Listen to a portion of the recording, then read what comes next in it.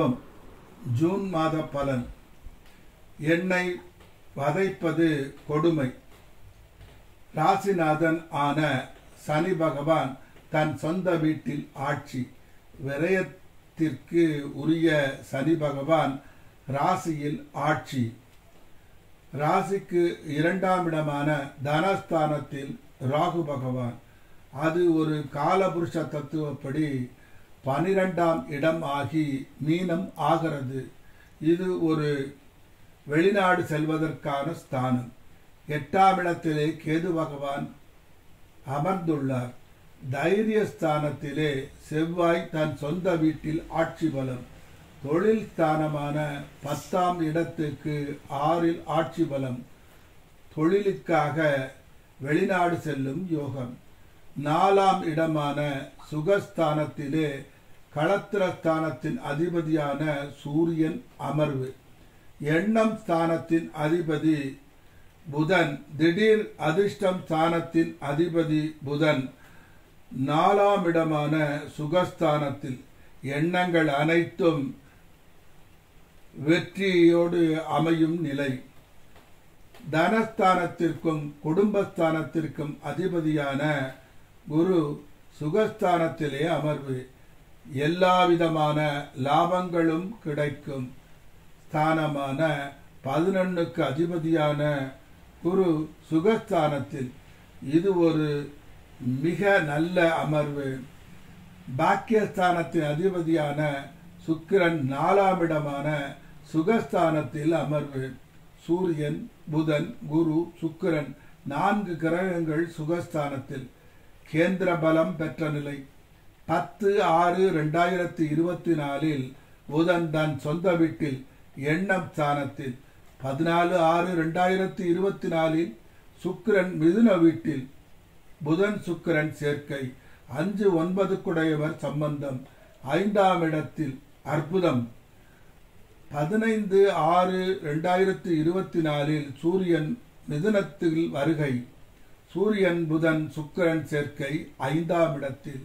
30/6/2024 புதன் கடக வீட்டில் 6ஆம் இடத்தில். ரெடியாகி விடுங்கள் வெளிநாட்டில் வேலை பார்ப்பதற்கு. அதற்கான நேரம் வந்துவிட்டது. பிரயாணஸ்தானம் வலுத்துவிட்டபடியால் திருமணம் ஆனவராக இருந்தால் சில காலம் கணவன் மனைவி பிரிவு உண்டாகும். பின் சேரும் நிலை உண்டாகும். நீங்கள் விரும்பிய இடத்திலே வேலை கிடைக்கும். வாகனம் ஸ்தானம் இல்லம் ஸ்தானம் வலுப்பதால் சொந்தமாக வீடு வாகனம் வாங்கும் யோகம் உண்டாகும். இதுவரை திருமணம் ஆகாதிருந்தால் திருமணம் கைகூடும். இதுவரை பட்ட சோதனைக்கெல்லாம் முடிவு வந்துவிட்டது.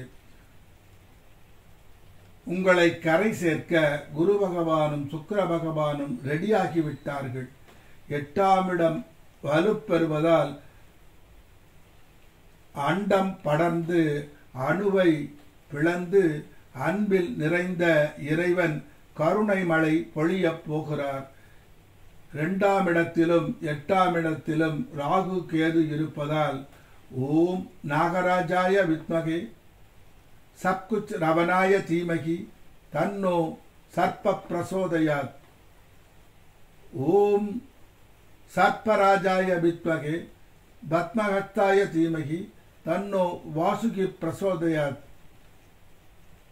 இதில் ஏதாவது ஒரு காயத்ரி மந்திரத்தை தினமும் 108 முறை சொல்லி வர மேலும் நன்மை உண்டாகும்.